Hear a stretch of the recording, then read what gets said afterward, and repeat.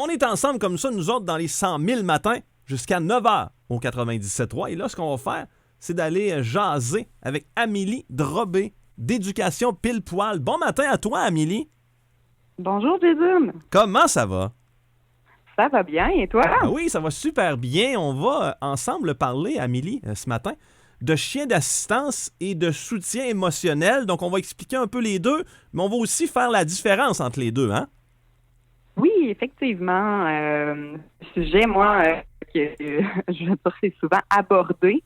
Puis, il y a beaucoup de confusion entre ces deux termes-là et la fonctionnalité aussi, là, de la différence entre les deux, là. OK. Ouais. Donc, on va commencer, s'il te plaît, en m'expliquant le chien d'assistance. Grosso modo, là, qu'est-ce que ça veut dire et tout ça, là?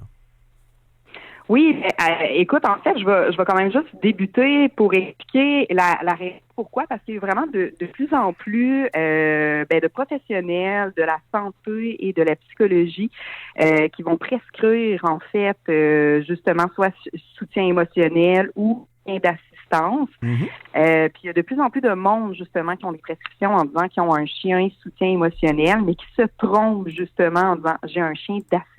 OK.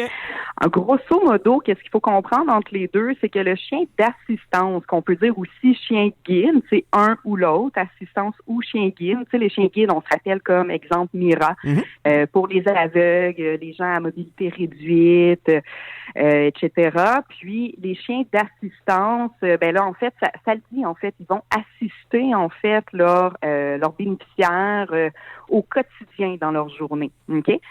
Fait que ces chiens-là, en fait, c'est que la grosse différence, elle est qu'ils ont des tâches vraiment précises ou qui ont été éduqués et entraînés pour faire certaines choses, pour, en fait, accompagner le bénéficiaire dans son handicap.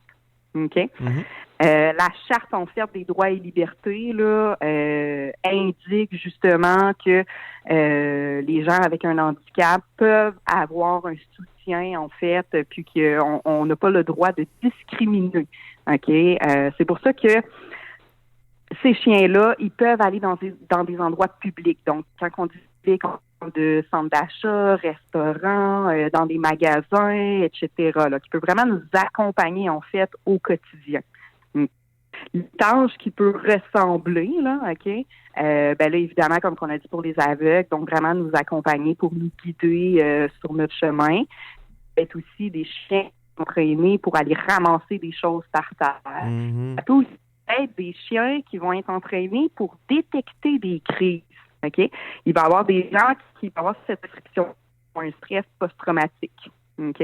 Qui vivent des angoisses à l'intérieur d'eux. Donc, à ce moment-là, le chien il va être entraîné pour faire, en fait, pressothérapie.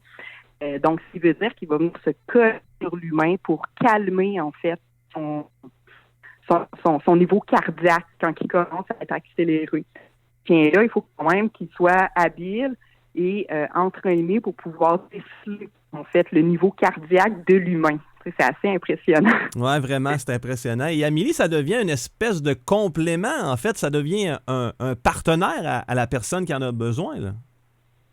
Oui, c'est en plein ça, au quotidien, comme que je dis. Là, d'où que, tu sais, on peut pas refuser cette action-là. OK. Ouais. Ils peuvent accompagner aussi maintenant même les autistes, les épileptiques, de l'anxiété généralisée, tout ça, mais c'est sûr qu'il faut vraiment que la personne ait une prescription pour ça. OK. Et pour le soutien émotionnel, ensuite? Oui, c'est ça. Le soutien émotionnel, tu vois, il y en a vraiment de plus en plus là, de professionnels dans le milieu qui vont le prescrire.